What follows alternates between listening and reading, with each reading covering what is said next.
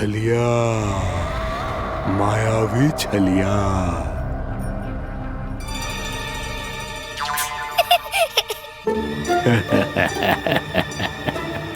छलिया तो बहुत भयानक होता है, तुम्हारे जैसा थोड़ी दिखता है। हाँ। मुझे मूर्ख समझते हो तुम? 100 छलियाएं देखे हैं मैंने। हाँ। पर मैं उनसे ना घबराता हूँ, उनको मुझसे भय लगता है। हाँ? सच? और नहीं तो क्या, मैं हूँ इतना अनोखा, इतना वीर। तुम्हें विश्वास ना हो रहा है तो चलो मेरे सखाओं से पूछ लो।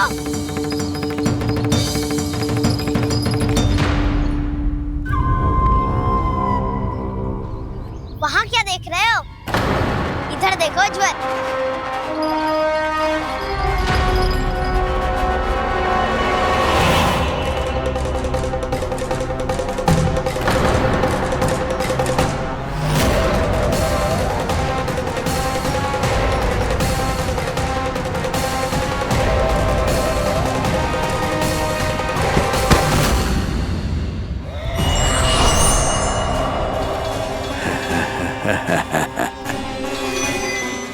सौ छलिए देखे हैं इसने।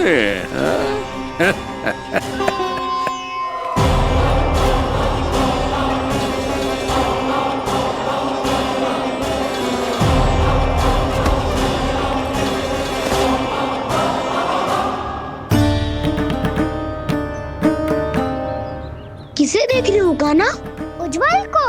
कहाँ चले गया वो?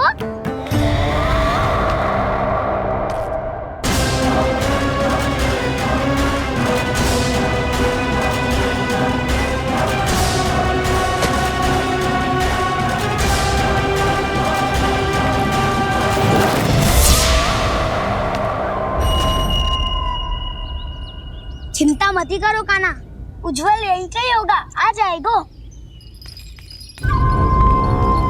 क्या हो गया कान्हा? तूने कही थी ना कि हम चोर प्रहरी खेलेंगे, तो खेल क्यों ना रहो? तुम्हारी प्रतीक्षा कर रहे थे। वैसे तुम कहाँ रह गए थे?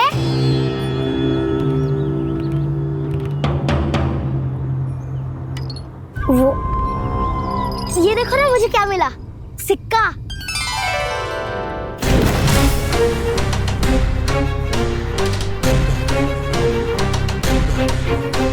दीदी दिखा दिखा।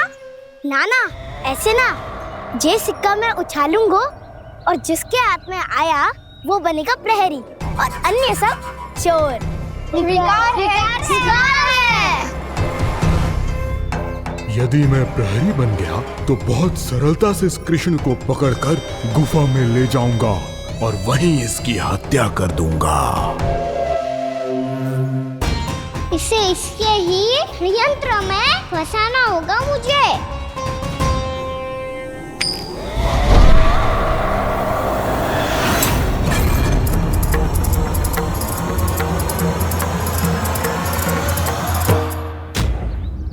मैं प्रहरी, तुम सब चोर।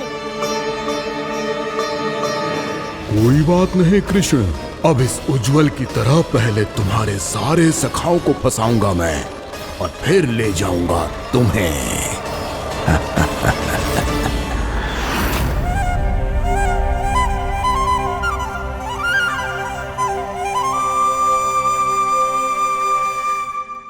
चलो खेल आरंभ करें। कान्हा तो हमें पकड़ना, आंखें बंद कर कान्हा।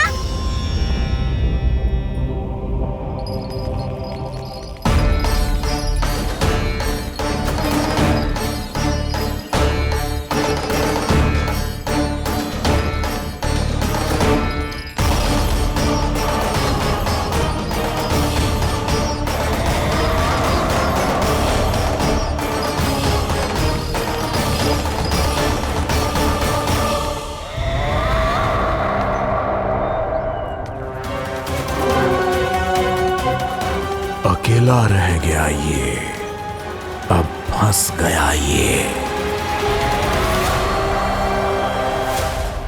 सुबल।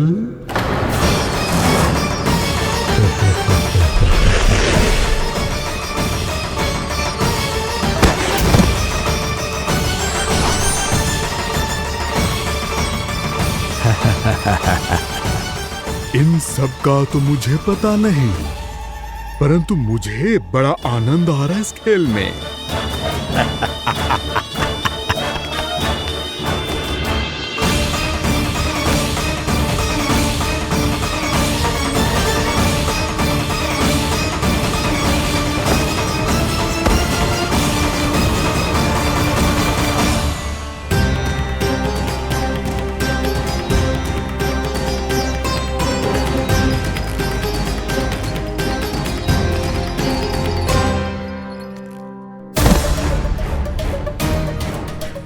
बसंता,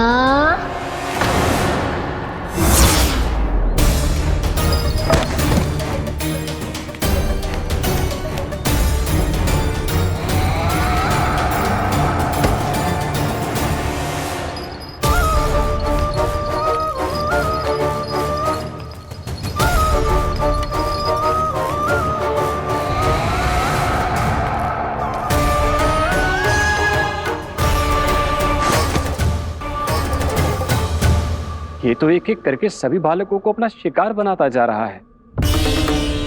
प्रभु ऐसा क्यों करने दे रहे हैं? प्रभु की हर लीला का कोई ना कोई उद्देश्य होता है। यदि वो इस असुर को इन निर्दोष बालकों पर अत्याचार करने से नहीं रोक रहे हैं, तो इसका भी कोई ना कोई कारण अवश्य होगा।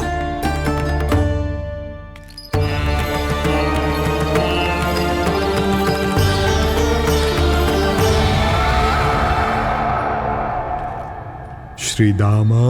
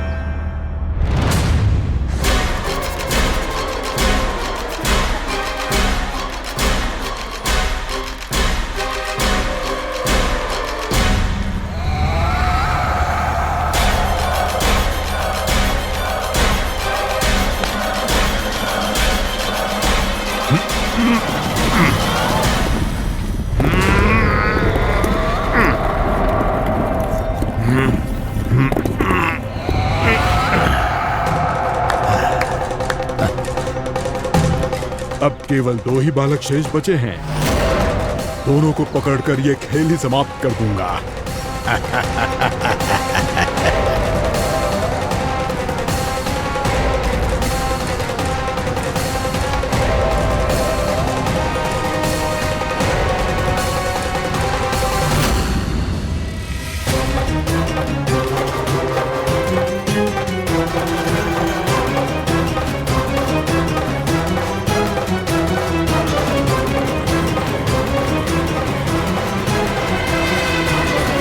ये तो छलिया है, मायावी छलिया। मेरे सभी सखाओं को शिकार बना लिया इसने। मैं इसे नहीं छोड़ूंगा। कान्हा, कान्हा,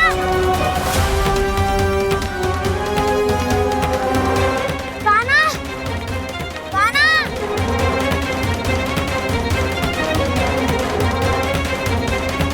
कान्हा, ताऊ,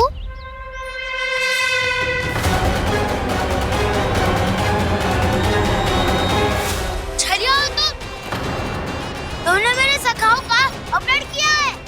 मैं छलिया ना हूँ मैं तो आपका छोटा भाई हूँ, आपका कान्हा। मैंने सब कुछ अपनी आंखों से देखा है। बस तुम छलिया ही हो। रूप बदल बदल कर मेरे सखाओं का अपहरण कर रहे हो। ये क्या कह रहे हो दाऊ? आप ही मुझे नहीं पहचानोगे तो कौन पहचानेगा? कान्हा, ये नहीं, मैं हूँ वास्तविक बलराम, तुम्हारा दाऊ।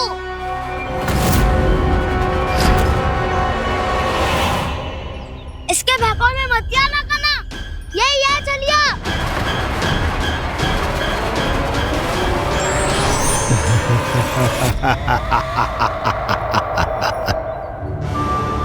बुद्धिमान बालक, केवल तुमने ही पहली बार में माना है कि मैं ही वास्तविक छलिया हूँ। पर हम तुमसे भयभीत नहीं है दस। इसी क्षण हमारे सखाओं को मुक्त कर दो। अच्छा, यदि इतना ही क्रोध आ रहा है तो जाओ, छुड़ा लो अपने सखाओं को।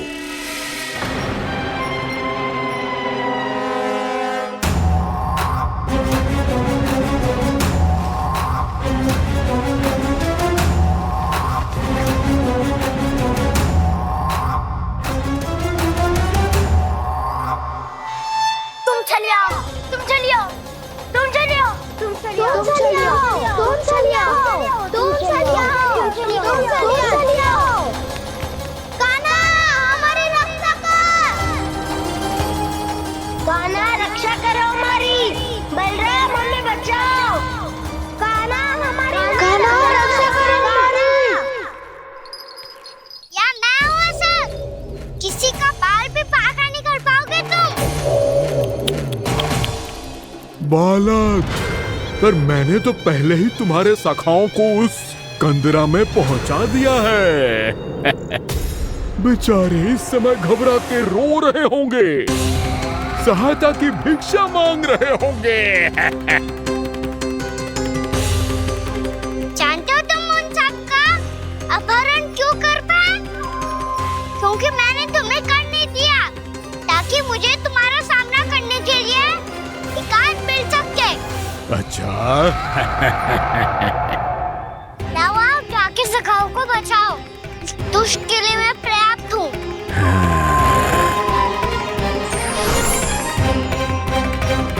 कान्हा, पीछे मुड़ के मत देखना कान्हा।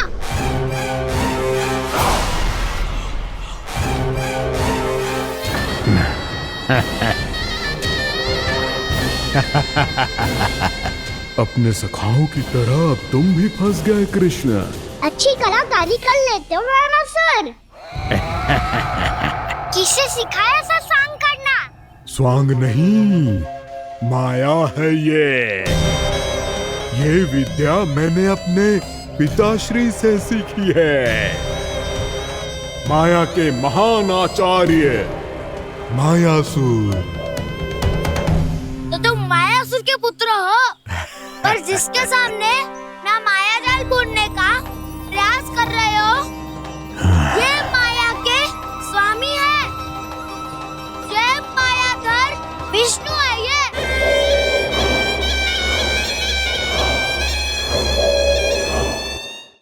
जिसके सामने माया जाल बुनने का प्रयास कर रहे हो, ये माया के स्वामी है। ये मायाधर विष्णु है। ये अच्छा, तो होते रहे। मैं तो इनकी हत्या करने आया हूँ और हत्या करके ही जाऊंगा। दाऊ, आप सखाओं को बचाओ, मैं इनका सामना कर लूंगा। पर कान्हा, अभी आप ही ने तो कहा था माया का स्वामी हूँ मैं।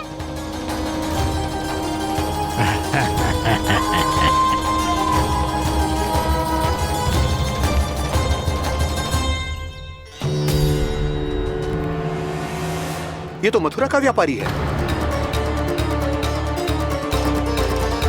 इसको अर्थ वो जो था वो सच में छलिया हो तो कहीं वो नंदमोहन तो ना पहुंच गया।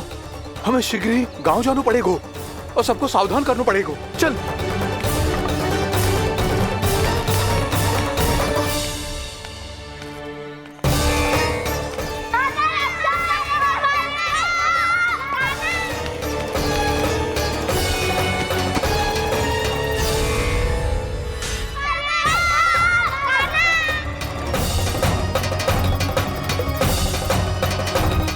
यदि तुम्हें लग रहा है कि मेरे छल के वार से बच गए हो तो मुझसे भी बच जाओगे।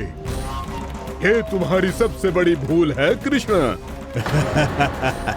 मेरे पास बहुत सारे मायावी अस्त्र हैं जो क्षण भर में ही तुम्हें विष्णु लोक पहुंचा देंगे। तो फिर प्रतीक्षा क्यों कर रहे हो? बालक, मैं परिहास नहीं कर रहा हूँ। मुझे पता है, तभी तो कह रहा हूँ शीघ्र दिखाओ ना।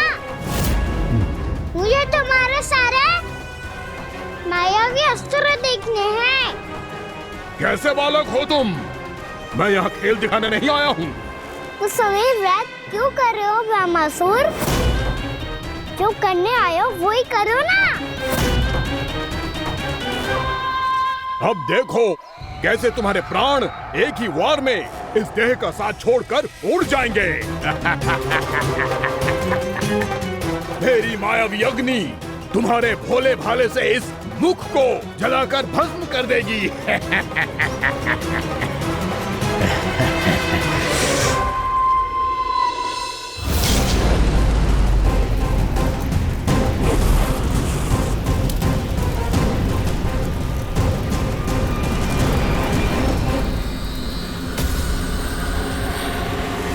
सही कह रही हो ब्रह्मासुर। भोला भाला तो दिखता हूँ मैं, मैया भी यही कहती है।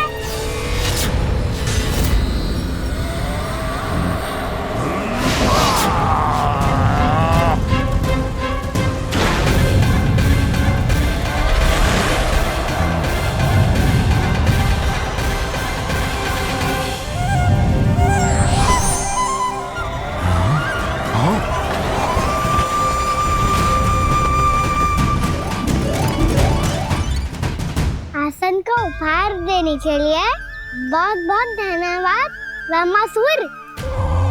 बहुत समय से खड़े खड़े थक गया था मैं।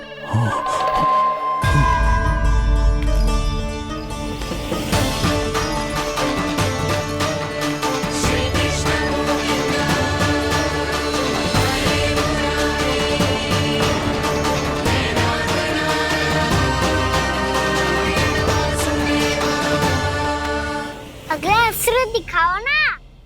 तुम्हारी यही जिज्ञासा आज तुम्हारा अंत करने में सहायक बनेगी मूर्ख बालक।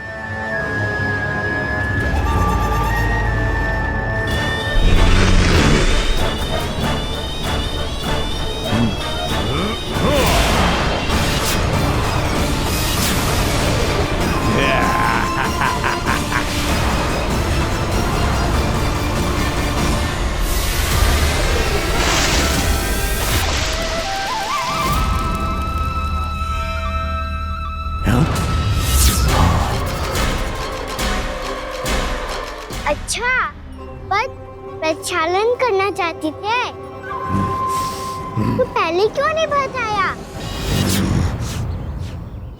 मुस्कुराना बंद करो। तुम्हारी ये हंसी मुझे कांटों की तरह चुभ रही है। पर मैया तो कहती है कि मेरी मुस्कुराहट फूलों की तरह है।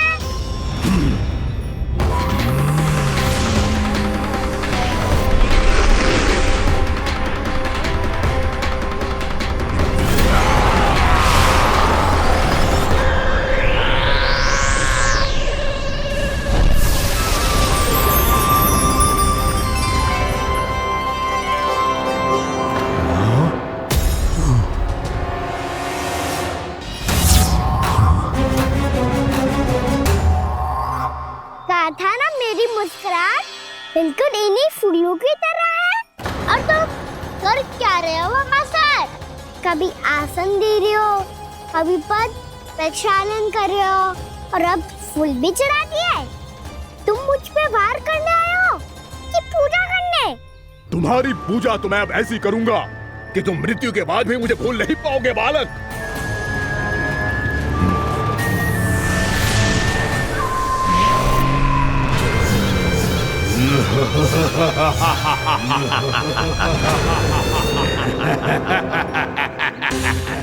कान्हा, ये चट्टान तो मुझसे हिल ही ना रही।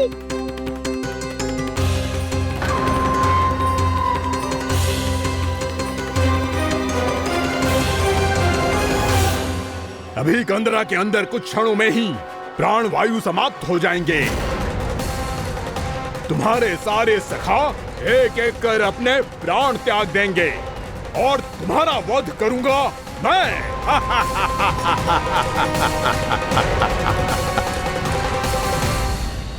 अरे सब जन बच के रहना। छलिया आया हुआ है वृंदावन में। अरे छलिया आ गया है। वृंदावन में मायावी छलिया। अरे क्या हुआ? कौन छलिया? मायावी छलिया सबको छलता है वो। हाँ, कुछ भी कर सके है वो। बहुत भयानक। अरे भानु ठहर जरा, क्या हुआ? बहुत भयानक है वो, बच के रहना सब लोग। अरे भेष बदल ले तो है वो। हाँ। क्या हुआ? छलिया है वो। अरे मेरी बात तो बताओ। रानी भाभी, रानी भाभी, कान्हा घर पर ही है ना? ऐसे भड़बड़ा क्यों रहे हो? कोई भूत देख लियो है क्या? भूत ना भाभी, छलिया से भेंट हो गई। सच्ची का मायावी छलिया है भाभी। क्या उल्टा सीधा बोले जा रहे हो? ठीक से बताओ। अब बोलो भी। वो कान्हा के पीछे पड़ो है वो। मेरे लल्ला के पीछे?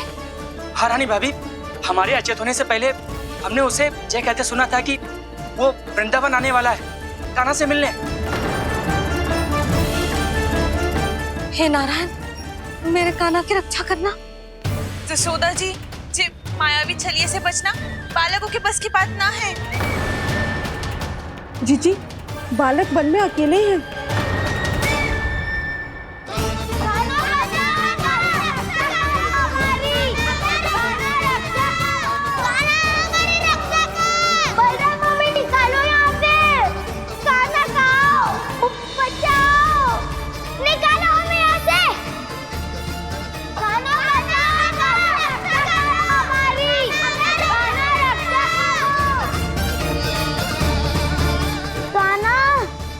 चट्टान तो मुझसे हिली ना रही। यदि मैं माया का स्वामी हूँ तो आप भी बल के स्वामी हो। ताऊ, अपनी क्षमता, अपना सामर्थ्य स्मरण करो।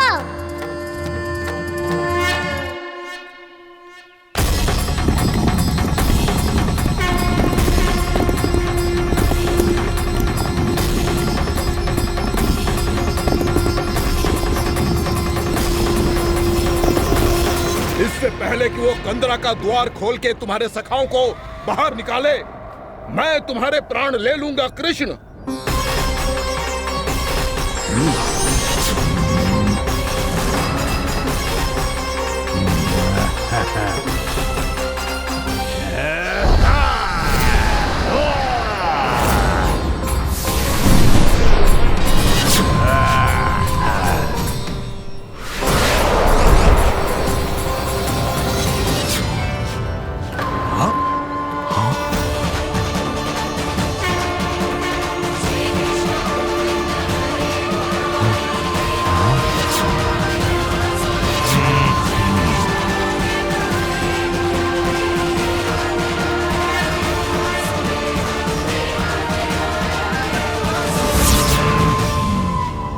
कितनी पूजा करोगे ब्रह्मासुर?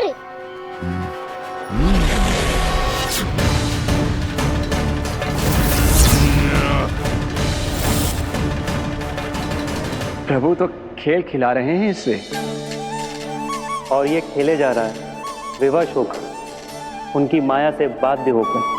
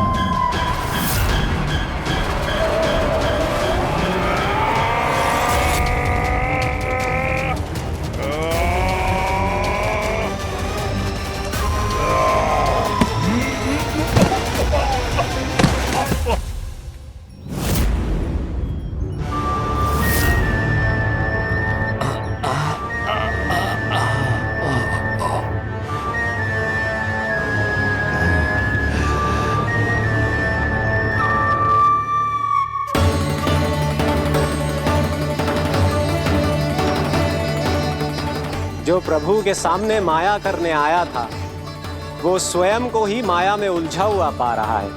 नारायण नारायण।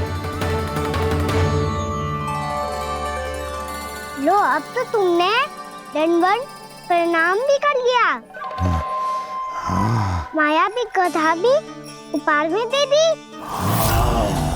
तुम चाहते क्या हो वामासुर? मेरी शरण में आना है क्या?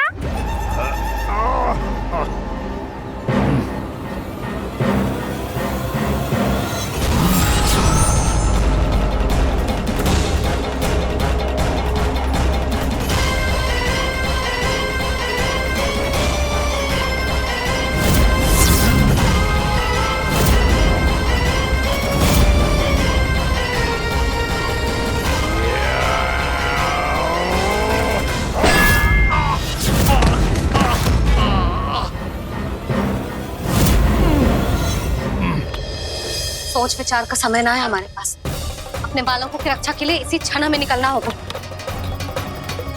और वो छलिया किसी का भी रूप धारण कर सकते है। सुलक्षणा तेरा, शांति तेरा या मेरा, किसी का भी रूप धारण करके हमें भ्रमित कर सकते हो। इसीलिए हमें सतर्क रहना होगा। समझ आई? चलो।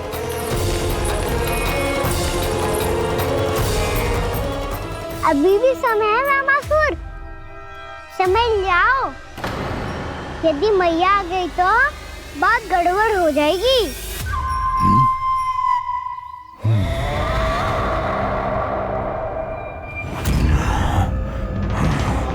मुझसे झूठ का कोई लाभ नहीं होगा। वामासुर, स्मरण करो तुम कौन हो। मायासुर का पुत्र हूँ मैं, अपने स्वामी महाराज कंस का सेवक हूँ, और तुम्हारा हूँ मैं काल।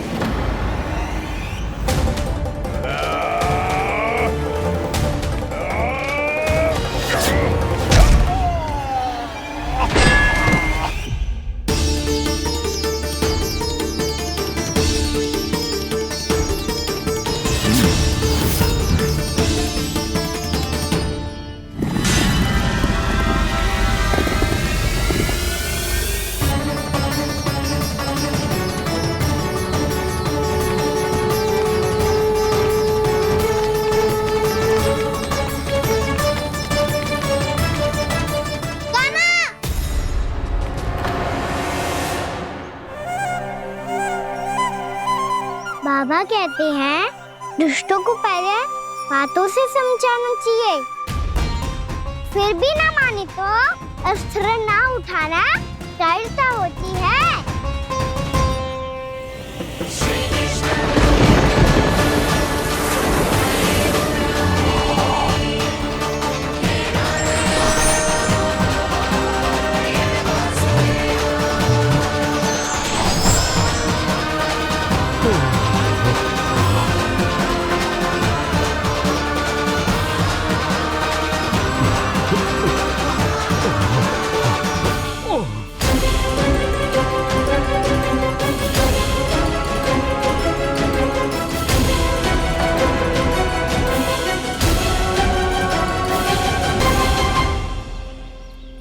पता था मुझे, अपने बाबा के स्वरूप को हानि नहीं पहुंचाओगे। सही कही तुमने। पिता की छवि ही पिता के समान भी आनंदीय होती है। वामासुर, वामासुर। ये मैं अपने वास्तविक रूप में कैसे आ गया?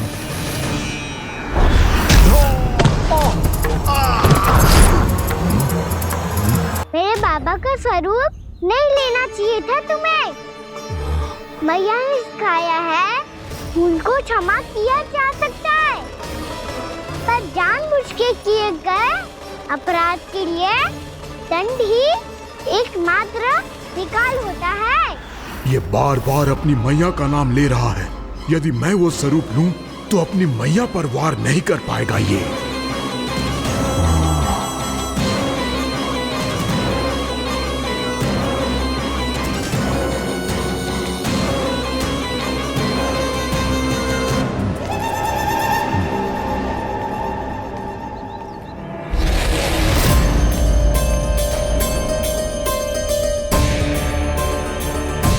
लल्ला,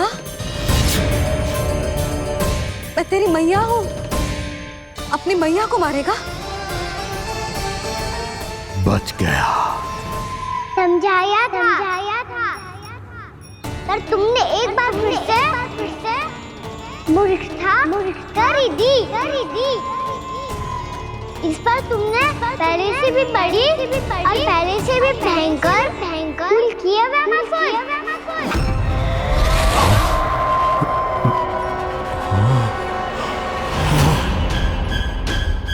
ये क्या हो रहा है मुझे?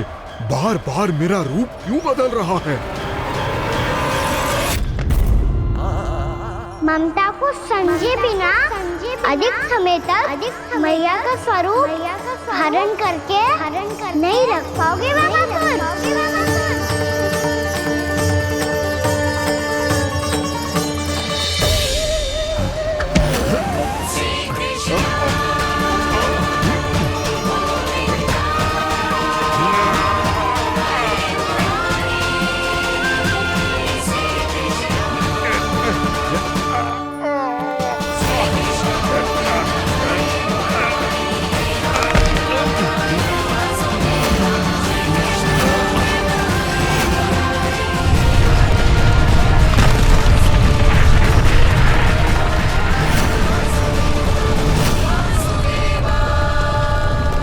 प्रभु के क्रोध से धरती भी कांपने लगी है।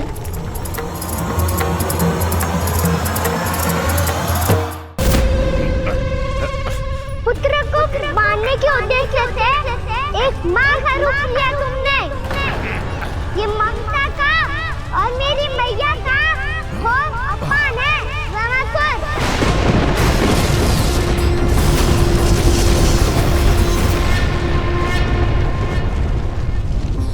इससे पहले इस असुर के कारण निर्दोष प्राणियों का कोई अहित हो, मुझे कुछ करना होगा। यदि मैं माया का स्वामी हूँ तो आप भी बल के स्वामी हो। दाऊ, अपनी क्षमता अपना सामर्थ्य स्मरण करो।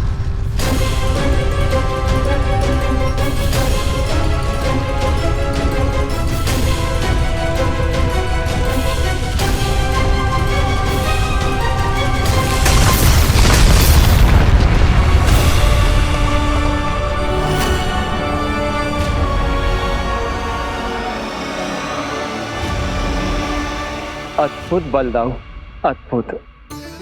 अपने बल का उचित प्रयोग करके आपने प्राणियों को हानि होने से बचा लिया और यह भी सिद्ध कर दिया कि इस युग में आपसे अधिक बलवान और कोई नहीं होगा।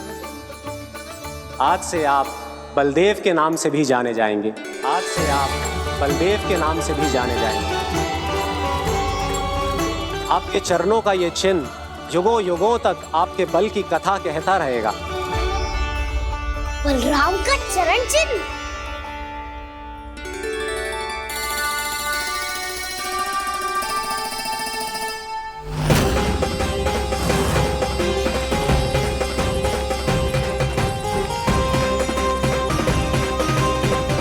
मेरी माया से आज तक कोई नहीं बच पाया है। एक बार मुझे छोड़कर देखो, फिर पता चलेगा कि मैं हूँ कौन। पहले ये तो देख लो कि मैं कौन हूँ।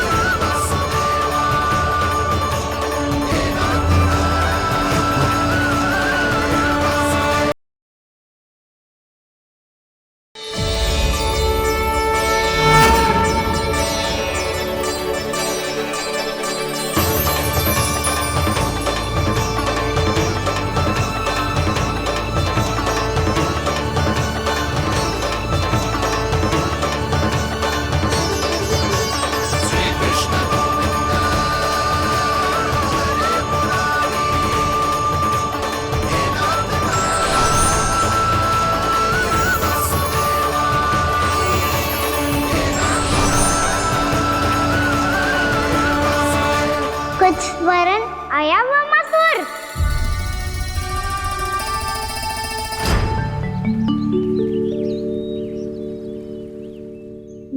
समय पहले की बात है, बहुत बड़े भूमाकर राज करते थे तुम्हें महान राजा भीमम के नाम से जाना जाता था।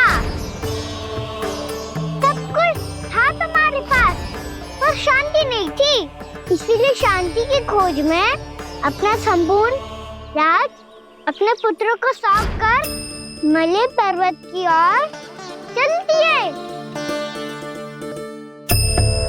अनेक वर्षों की तपस्या के बाद तुम्हारे तप की कीर्ति चारों ओर फैलने लगी और फिर सच्चे तपस्वी के रूप में तुम्हारी ख्याति से प्रभावित होकर महर्षि उलट तुमसे भेंट करने आए।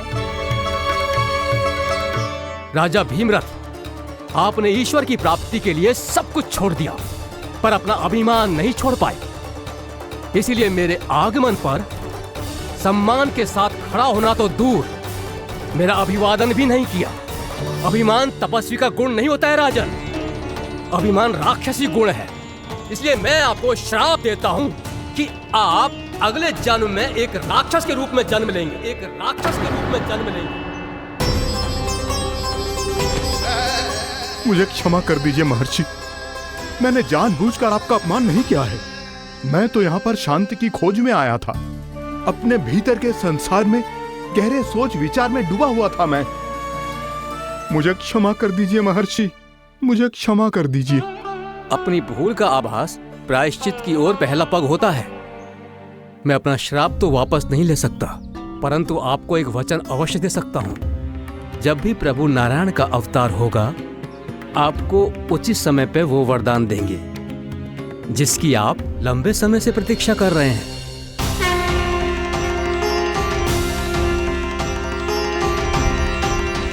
प्रभु, आपने मेरी आंखें खोल दी। अब मुझे पता चल गया है कि आप कौन हैं और मैं कौन हूँ। इसलिए आप मुझ पर कृपा करके अपने चरणों में स्थान दे दीजिए। मुझे वो शांति प्रदान कीजिए जिसकी खोज में मैं वर्षों से भटक रहा हूँ। शांति तो मोक्ष में ही है, इसीलिए मैं तुम्हें मोक्ष का वरदान देता हूँ।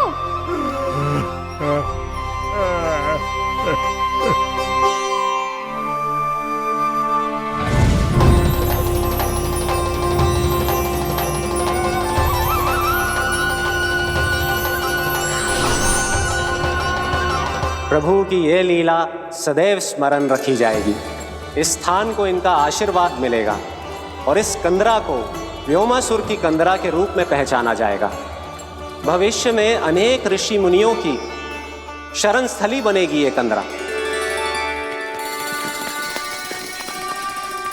दीदी, ये कोई साधारण बालक ना है। ऐसा चमत्कार कोई साधारण बालक थोड़ी ना कर सकते हो।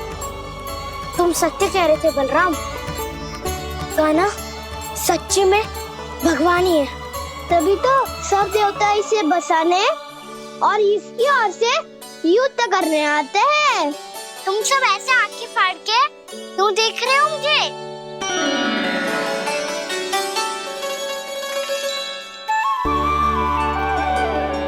बलराम, तुम बलवान हो और कान्हा भगवान है। दूर दूर तक कोई दिखाई न दे रहा है। ना जाने किस हाल में होंगे बालक।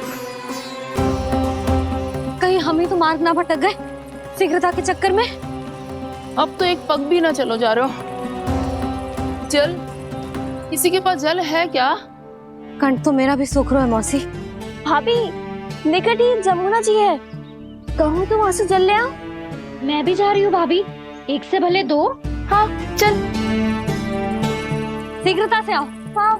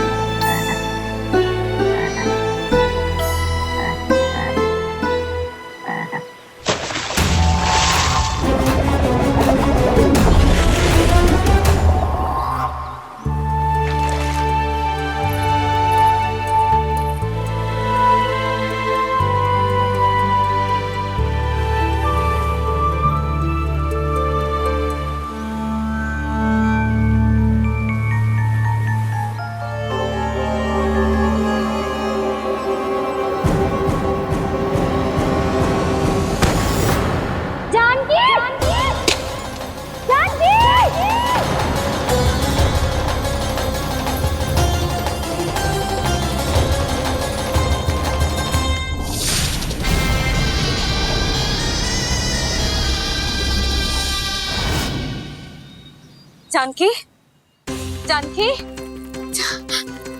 क्या होगा इसे? देखो ना जी, अब छलिया की सूचना मिलते ही हम सब बालकों को ढूंढने चली गई और ढूंढते ढूंढते सबको बहुत प्यास लगी आई जी। तो जानकी जमुना जी की नदी से जल लेने गई और उसने जमुना जी का पानी पिया और उसकी जेदशा हो गई। बालक कहाँ है? वो ठीक तो है ना? ऊपर से सब ठीक है पर भीतर से बहुत भयभीत है सब। जानकी तो बिल्कुल नीली पड़ गया है, लग तो है विष फैल गया है इसको पूरे तन में। मथुरा के सर्वश्रेष्ठ विदेह जी को बुलाया गया है उसके उपचार के लिए। जैसे ही इसने जल को मुंह से लगाया, जे गिर पड़ी, चटपटाने का अवसर भी ना मिलो। हाँ वैद्य जी, और निकटी मृत पशु भी पड़े हुए थे। हाँ, मैंने भी अस्थियां देखी थी। इसका तो यही अर्थ हो सकता है कि समस्या वहाँ के जल में ही हो। वैद्य जी, आप रोगी की नाड़ी पे ध्यान दो ना।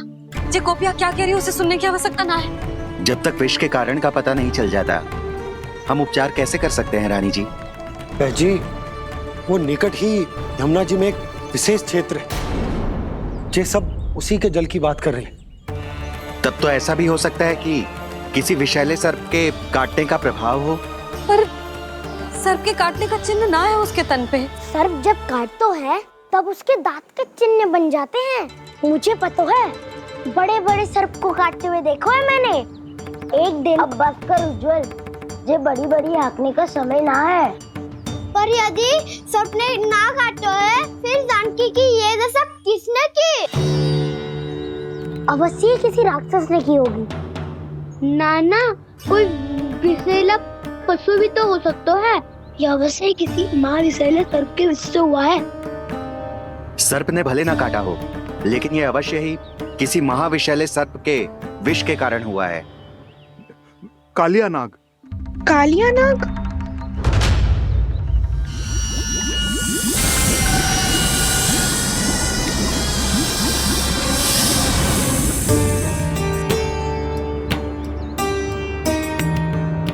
संकेतों से तो ऐसा लगता है कि जानकी ने कालिया नाग के क्षेत्र के विशाल जल पी लियो है। कालिया नाग एक लोक श्रुति है, कल्पना में गढ़ी हुई एक कथा, और कछु ना है।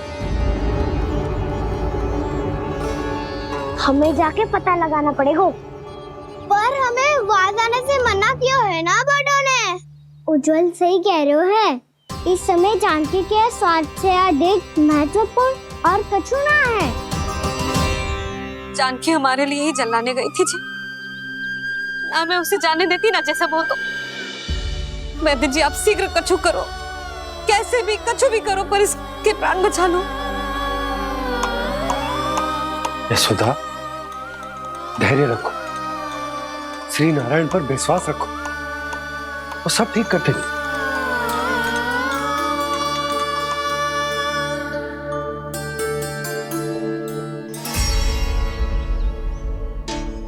विष की काट की मेरे पास जितनी जड़ी बूटी थी, मैंने सब अर्क बना के पिला दी, पर इसकी दशा में अभी तक कोई सुधार नहीं दिख रहा है। यह अंतिम जड़ी बूटी है, अगर इससे भी चमत्कार नहीं हुआ तो फिर जो नारायण की इच्छा।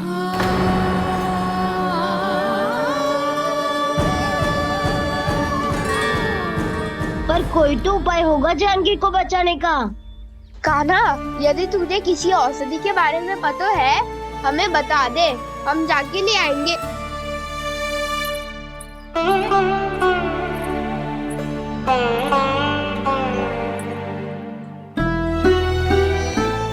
हे नारायण, हे प्रभु, मेरी जानकी के प्राण बचा ले प्रभु। या तो मैं अपने आप को कभी क्षमा न कर पाऊंगी। ये सारी मेरे ही कारण बनाई थी। उसकी रक्षा करो प्रभु, मेरी पुकार सुनो। कान्हा, तूने हमें वत्सासुर से बचाया था ना, और बकासुर से भी तो, और छलिया से भी तो तूने ही बचाया था ना हमें। क्या ऐसा कोई उपाय ना है जानकी को बचाने का? धन्वंतरी,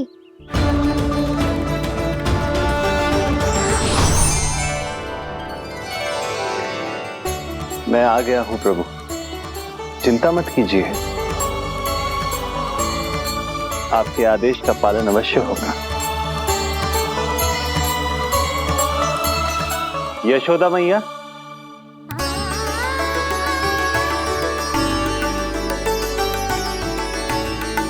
मैया आपको कोई पुकार रहा है।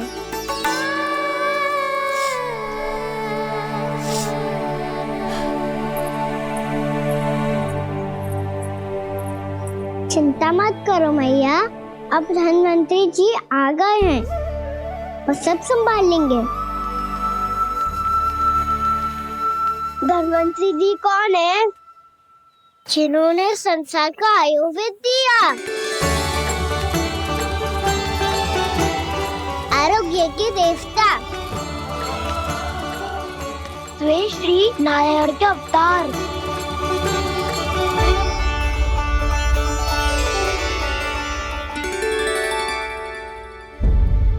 मुझे पता चला है कि आपको वेद की आवश्यकता है।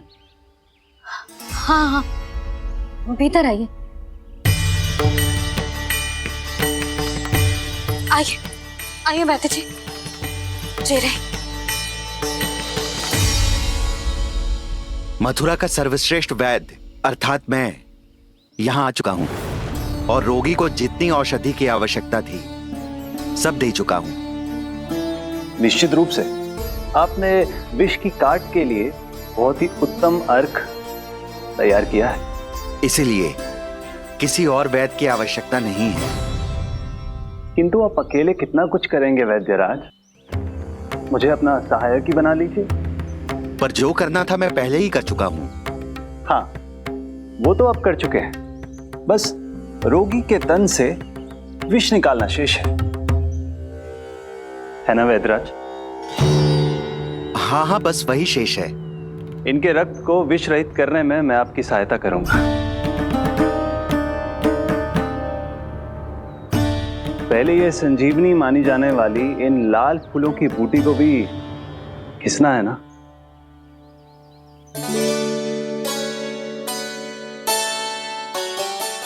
हाँ हाँ, तुम सही कह रहे हो, इसे अच्छे से घिसो।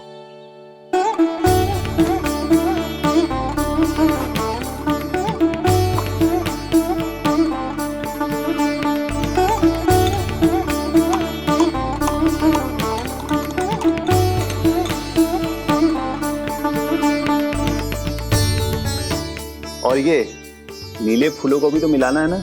हाँ हाँ, अच्छे सहायक बन सकते हो तुम, ऐसे ही श्रम करते रहो।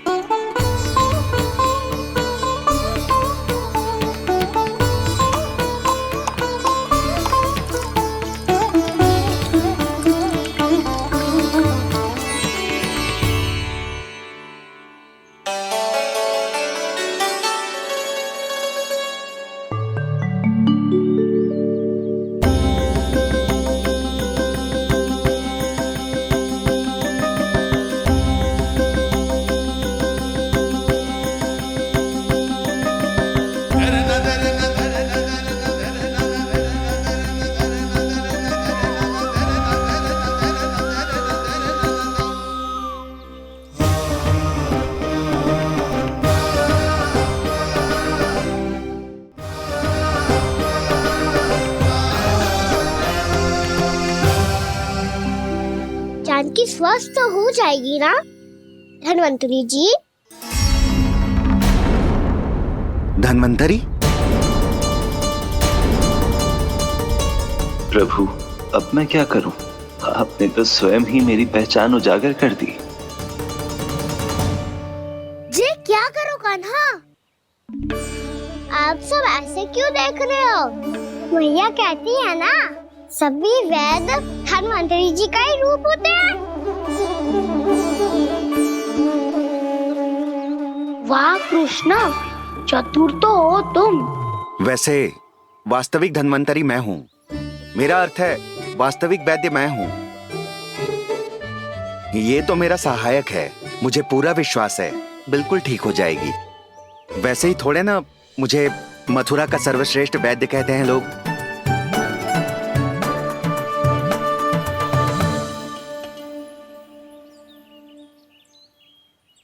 जसोदा भाभी,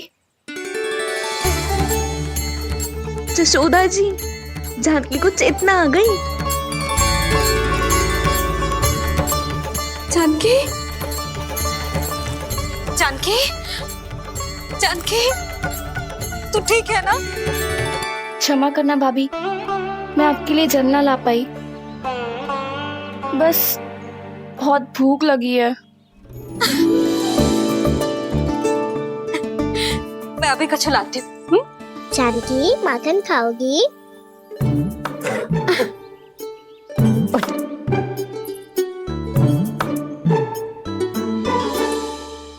आजा, तू ही खिला दे लल्ला।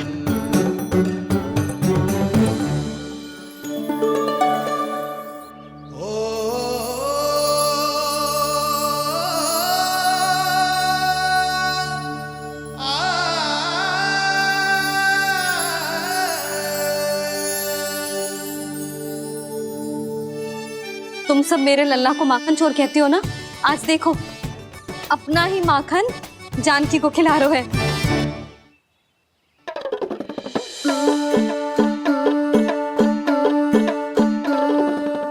थोड़ा और विश्राम कर लो। सदैव तुम हम सबकी सेवा करती हो, आज मैं तुम्हारी सेवा करूंगा। जानकी की जिज्ञासा तब हुई जब जय यशोदा काकी की सेवा कर रही थी, और अब देखो स्वयं भगवान ही इसकी सेवा कर रहे हैं। जानते हो इससे क्या सिद्ध होता है?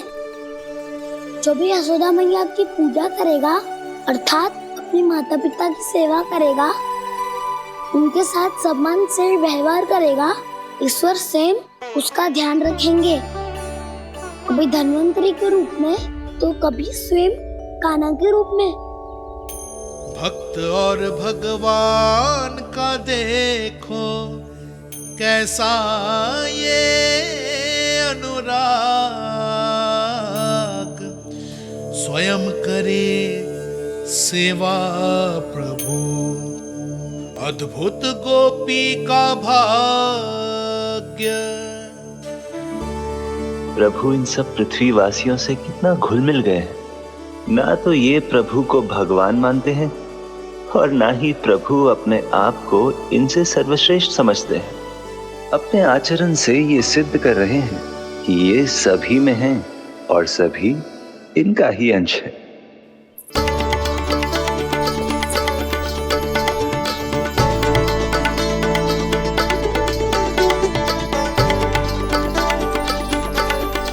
प्रभु, अब मुझे जाने की आज्ञा दीजिए।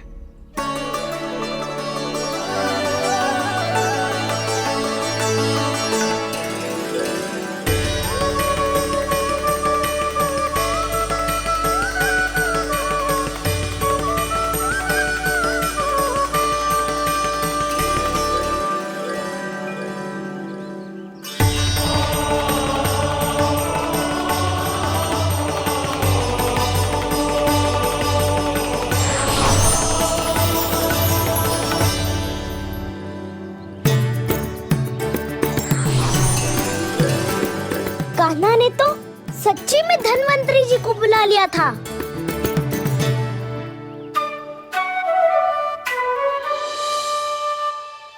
जब से कान्हा का जन्म हुआ है ना, मैं तब से देख रही हूँ, तब से हम पे कोई भी संकट आती है ना, तो अचानक से कोई अपरिचित हमारी सहायता करने आ जाता है। और जाते समय कान्हा की आज्ञा लेके जाते है, और कभी कभी तो इसे प्रभु बोल के जाते है। बाबा संभालो।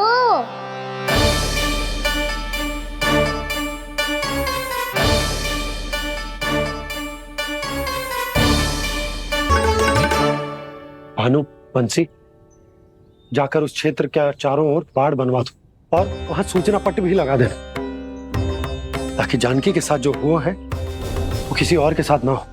शीघ्र जाओ। जी ठीक है।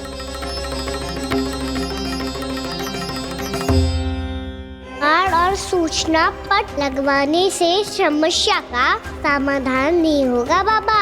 निर्दोष पशु सूचना पर देख कर भी कुछ समझ नहीं पाएंगे।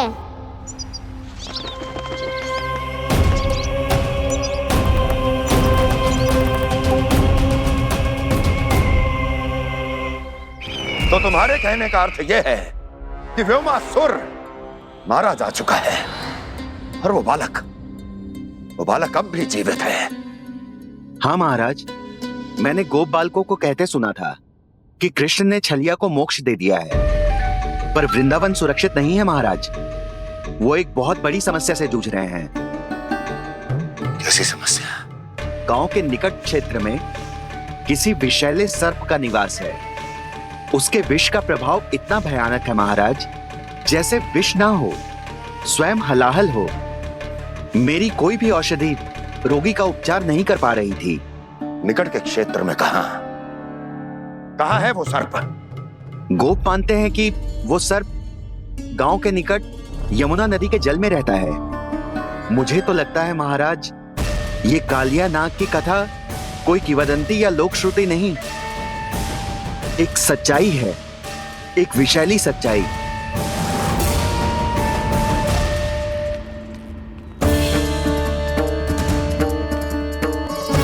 कालिया का सामना करने का समय आ गया है, पर उससे पहले मुझे बुलाना होगा उन्हें।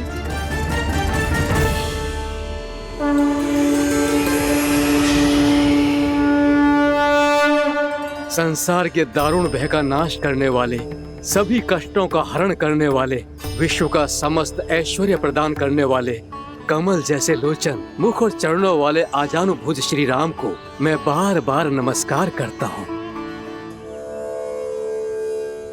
आपदामपहर्तारं दातारं सर्व संपदां लोकाभिरामं श्री रामं भूयो भूयो नमाम्यहम्। कागभूसोंडी कागभूसोंडी कागभूसोंडी। प्रभु क्षमा करें, मुझे जाना होगा।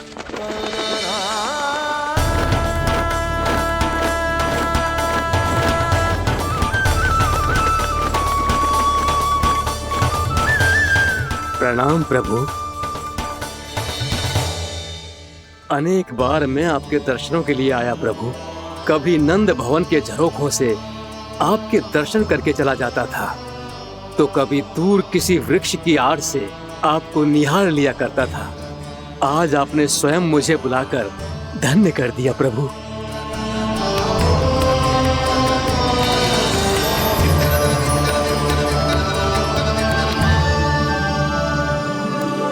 मैंने आपको यहाँ एक विशेष कारण से बुलाया है।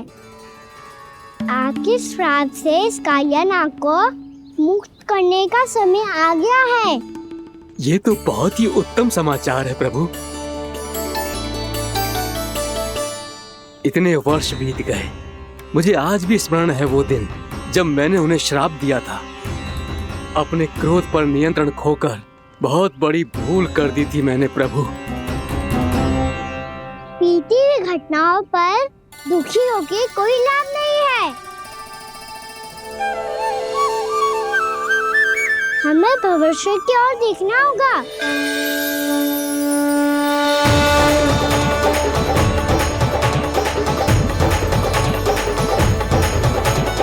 आदेश कीजिए प्रभु, क्या आज्ञा है आपकी? जब मैं कालिया नाग का सामना करने जाऊं, तो आप यही रहेगा। आपको अपने आप पता चल जाएगा कि कब क्या करना है।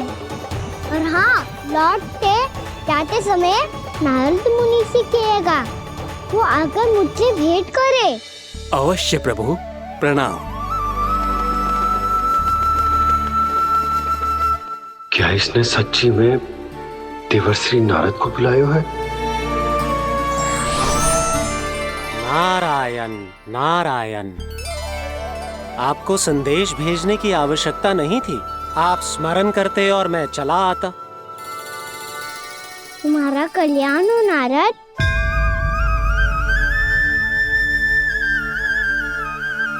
मैंने तुम्हें एक विशेष कार्य के लिए बुलाया है। आज्ञा दीजिए प्रभु। तुम्हें एक बार फिर कर्ण से भेंट करनी होगी। विचार कीजिए महाराज। क्या आप बिना किसी शंका के कह सकते हैं कि कौन सी पंखुड़ी पहली है और कौन सी 8वीं? उस दुष्ट से भेंट करना स्वयं कीचड़ में उतरने के समान है प्रभु। कमल पुष्प प्राप्त करना हो तो कीचड़ में उतरना पड़ता है नारद। आपका आदेश तो मैं स्वप्न में भी नहीं टाल सकता प्रभु। कंस कालियानाग के बारे में जान गया है, पर वो उसका सामना करने का साहस नहीं कर पाएगा। मैं आतुर हूँ प्राप्ति, मूर्ख नहीं। मेरी बुद्धि फिर नहीं गई है। मैं स्वयं उस कालिया जैसे महाविषैले सर्प के सामने खड़ा हो जाऊं और अपने ही काल को आमंत्रित कर लूं। तो फिर अपने लाभ के लिए उसका प्रयोग करने का कोई और उपाय सोचिए स्वामी। कुछ ऐसा कीजिए कि यमुना नदी का पूरा जल विषैला हो जाए और वृंदावन वासी उसका उपयोग करे और आपका काल कहलाने वाला वो बालक स्वयं काल के गाल में चला जाए। उत्तम उत्तम सुझाव है प्राप्ति। अब मुझे उस कालिया तक पहुंचने का मार्ग ढूंढना होगा, उसको विवश करने का कोई उपाय ढूंढना होगा, क्योंकि व्यक्तिगत रूप से उससे भेंट करना असंभव है। असंभव। आप सही कह रहे हैं प्रभु। कंस में उतना सामर्थ्य नहीं कि वो कालिया नाग का सामना स्वयं कर सके। वैसे तो कालिया गरुड़ देव का भी सम्मान नहीं करता, तो फिर वो कंस का सम्मान क्यों करेगा भला? नहीं करेगा, पर कंस तुम्हारा सम्मान अवश्य करेगा नारद। तुम्हारी बातें भी सुनेगा और मानेगा भी। ये मेरी योजना का बहुत ही महत्वपूर्ण भाग है। तुम कंस के पास जाओ और कहो कि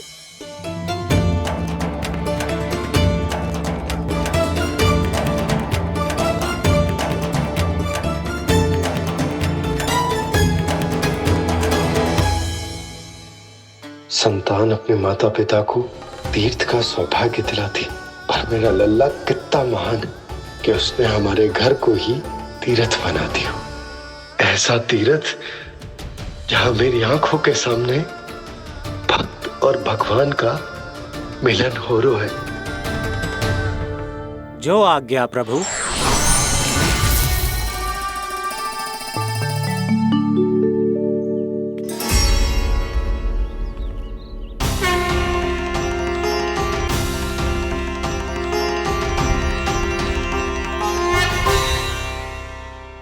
बाबा। कान्हा, ये सब क्या चल रहा है? पहले काक भुसुंडी जी और फिर जे नारद जी। क्या योजना बना रहे हो तुम? कान्हा, बताना लल्ला, क्या सोच रहे तू? कान्हा देख, अगर तुझे अपने बाबा को ना बताना हो ना, अपने भक्त को बता दे। क्या सोच रहे हो लल्ला? क्या करने वाले हो आप?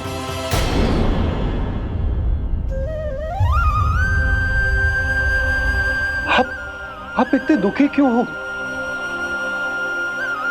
कान्हा, कान्हा, क्या होगा? क्योंकि मुझे आभास हो गया है बाबा, समय आने वाला है। कौन सा समय आने वाला है लल्ला? शीघ्र सब कुछ बदलने वाला है। भैया को मेरा सत्य पता चल जाएगा बाबा।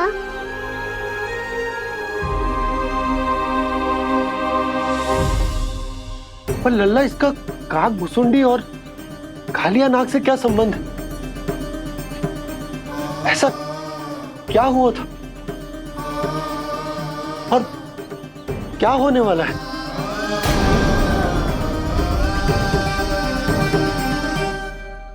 जो होने वाला है बाबा, उसका संबंध उससे है जो सैकड़ों वर्ष पहले हुआ था।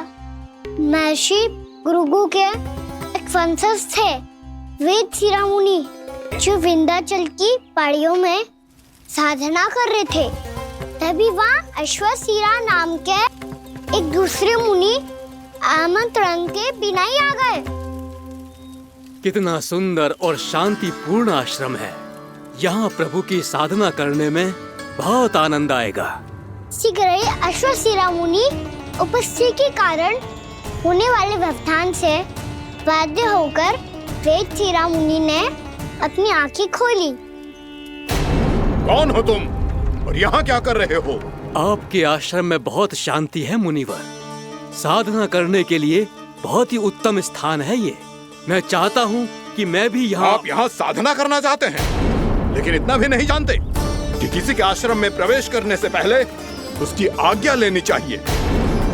आप ये भी नहीं जानते कि यदि कोई यज्ञ कर रहा हो तो बिना अनुमति के वहाँ प्रवेश करने से उसकी यज्ञ साधना भंग हो सकती है। आप क्या साधना करेंगे मुनि? आप तो साधना के योग्य ही नहीं हैं। इतना अपमान! एक मुनि के मुख से इतने कड़वे शब्द शोभा नहीं देते। मैं तुम्हें श्राप देता हूँ, जितनी विषैली तुम्हारी जिह्वा है उतने ही विषैले सर्प बन जाओ तुम। और ऐसा सर्प जो सांस भी ले तो निकट का वातावरण दूषित हो जाए। तुम्हारे इस दुस्साहस के लिए मैं तुम्हें श्राप देता हूँ कि तुम अभी इसी क्षण कौवा बन जाओ, और ऐसा कौवा जो कांव कांव करके अनर्गल प्रलाप करता रहे।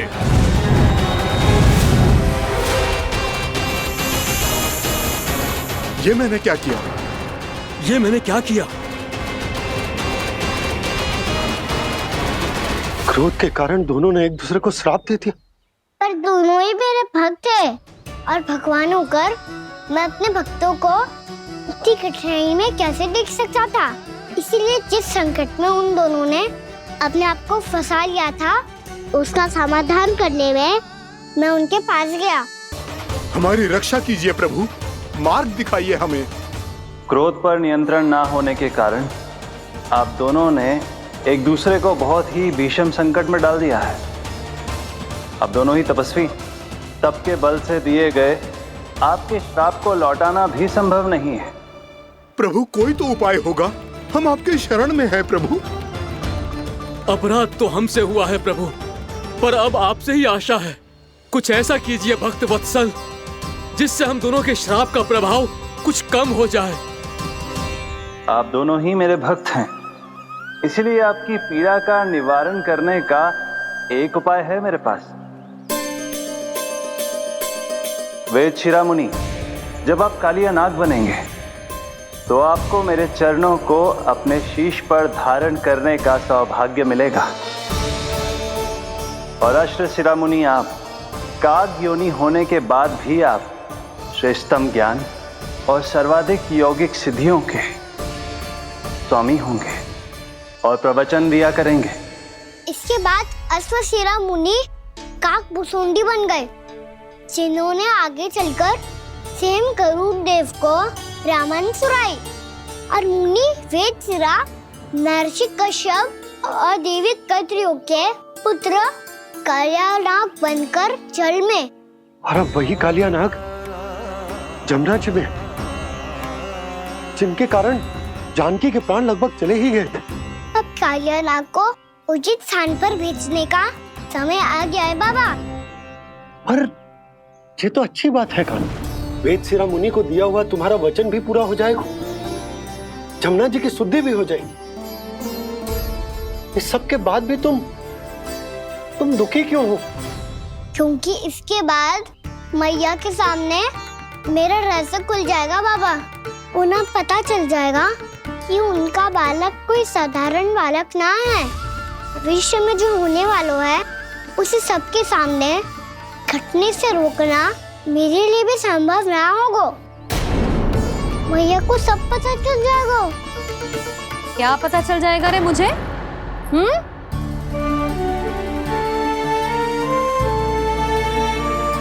यही कि सबसे अधिक प्रेम मैं आपसे ही करता हूँ। अब बस भी कर, चलो भोजन के लिए बुलाने आई थी तुम दोनों को। भूखा थोड़े ना रहने दूंगी अपने लल्ला को, मेरा लल्ला दुर्बल हो जाएगा ना। आप खिलाओगे तो ही खाऊंगा। हाँ ठीक है, मैं ही खिलाऊंगी। अब चल, आओ जी चल।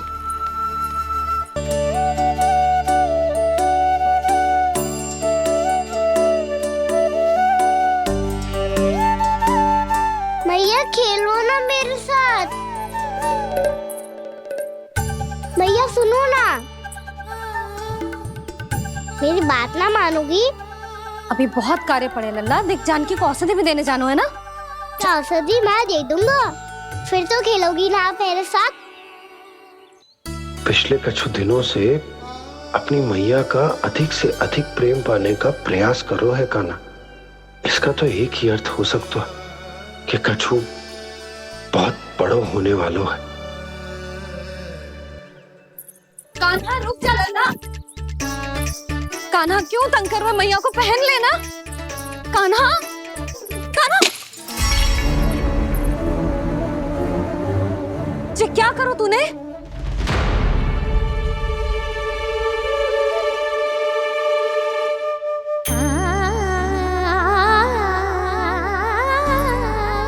अच्छा ठीक है, अब मुंह लटकाने की आवश्यकता ना है। ये ले।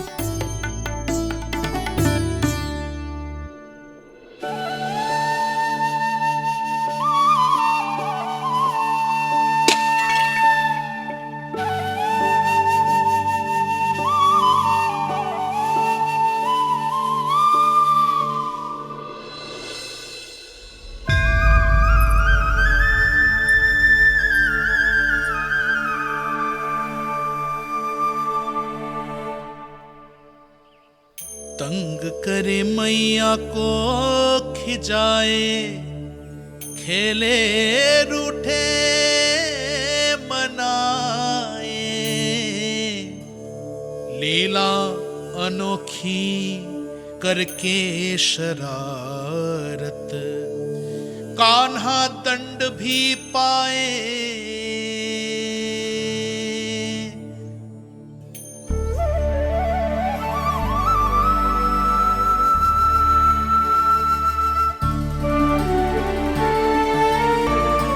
रूठना मनाना, खेलना खिलाना, पहले शरारत करके क्रोध दिलाना और फिर क्षमा मांग लेना, ये सब जानबूझकर कर रहे है कान्हा। जैसे जीवन भर के लिए अपनी मैया की ममता को अपने हृदय में समेट कर रखना चाहते हो।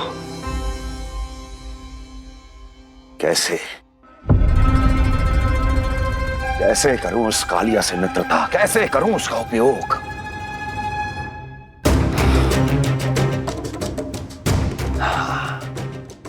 उस पर आक्रमण कर देता हूं और उसे किसी ना किसी तरह से यह विश्वास दिला देता हूं कि यह आक्रमण उस विष्णु अवतार ने किया है।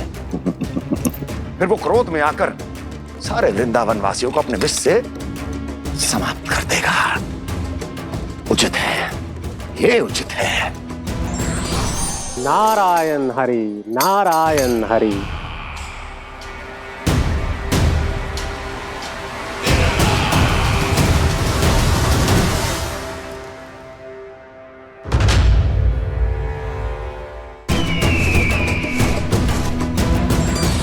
नारायण हरि, नारायण हरि।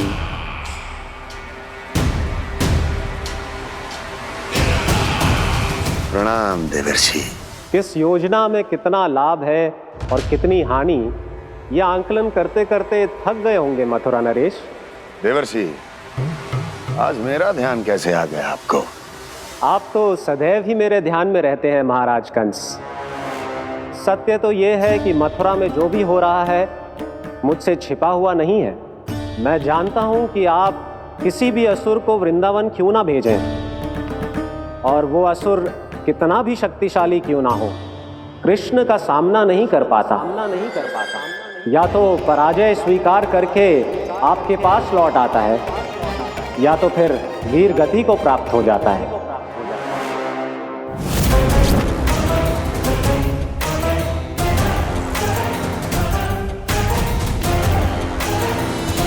वाह, मुझे मेरी असफलताएं स्मरण कराने आए हैं, मेरे घाव को खुरेदने आए हैं, उन पे नमक छिड़कने आए हैं। मित्र को शत्रु समझने की भूल मत कीजिए महाराज कंस। मैं तो आपकी सहायता करने आया हूं। हाँ, और मेरी सहायता। कृष्ण विष्णु अवतार है, आप विष्णु के भक्त हैं, मैं हूं विष्णु द्रोही। फिर भी तो आपके आराध्य को हानि पहुंचाना चाहता है, उसकी सहायता करना चाहते हैं आप। क्या आप निश्चित रूप से कह सकते हैं कि आप ब्रह्मांड के सभी नियमों को अच्छी तरह समझते हैं? अवश्य। आपके लिए बस इतना ही जानना पर्याप्त होगा कि मैं जो कुछ भी कर रहा हूं उसके लिए मेरे व्यक्तिगत कारण हैं।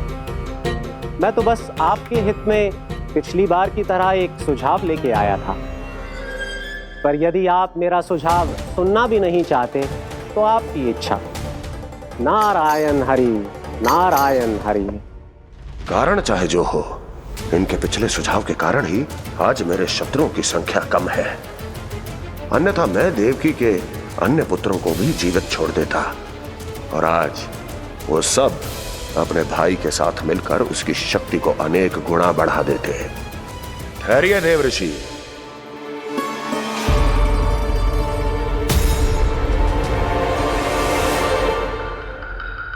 बताइए, क्या सुझाव है आपके पास? मेरे सुझाव का नाम है कालिया नाग।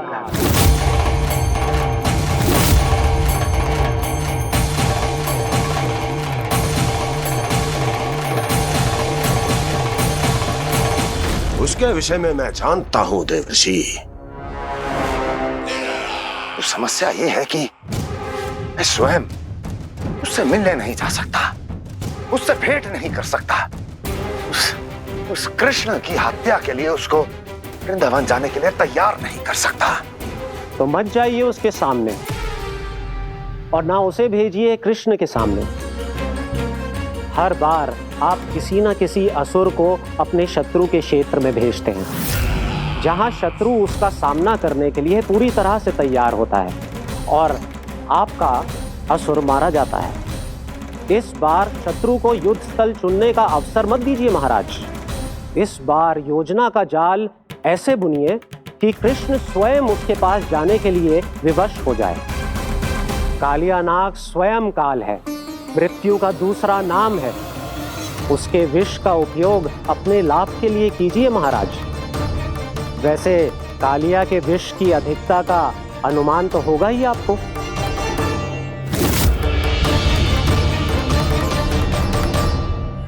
एक बार जो उसके क्षेत्र में पहुंच गया, फिर उसके विष से बचना असंभव है। उचित सुझाव है देवर्षि, उचित सुझाव है। देवर्षि, उस छलिया विष्णु की भक्ति करते करते आप भी उसके रंग ढंग सीख गए हैं। उचित है, उचित है।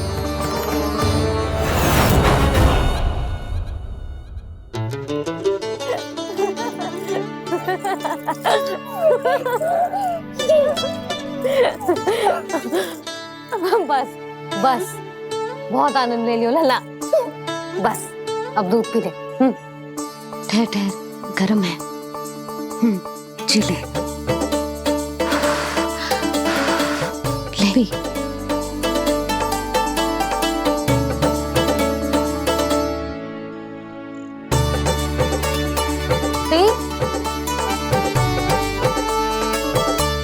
मैं ना होती तो ना जाने क्या होता तेरा। अपने आप दूध भी ना पी सकते है, भावला कहीं का। आपकी इस प्रेम के लिए तो मैं धरती पे आया हूँ मैया। मैं भी यही सोच रहा हूँ यशोदा, कि तुम ना होती तो मेरा क्या होता। इसी बात पे थोड़ा दूध और कजू खाने को दे दो।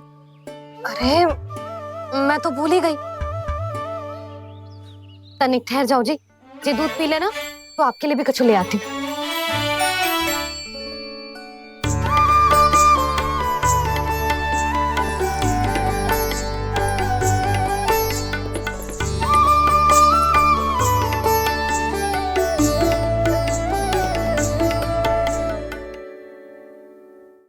प्रणाम महाराज। आपकी आज्ञा के अनुसार बिल्कुल वैसा ही पत्र तैयार किया है जैसा आप चाहते थे।